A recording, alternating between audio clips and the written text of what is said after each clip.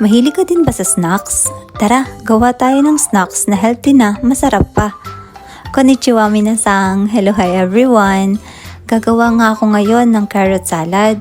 Ito ang isa sa mga paborito ko na carrot salad recipe. Kaya naman, paulit-ulit ko itong ginagawa. Una, hinihad-hiyad ko lang yung carrots. Pero pwede din naman itong ipil gamit yung peeler para maging parang ribbon.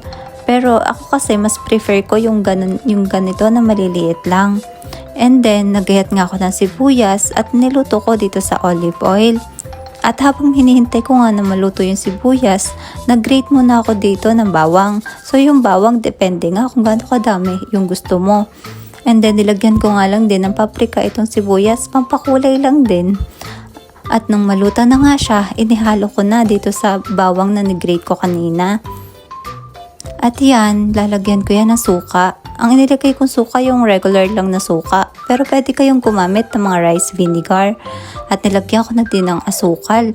Yung asukal, depende lang din kung gaano kadami yung gusto nyong ilagay. At yun, hinalo ko lang din. At yan na, nung mahalo ko ng ayos, nilagyan ko nga ng sesame seed at saka itong chili flakes. Ang sarap nga pag meron siyang chili flakes kasi para may konting anghang pag kinain mo. At yun nga din yung isa sa nagpapasarap dito.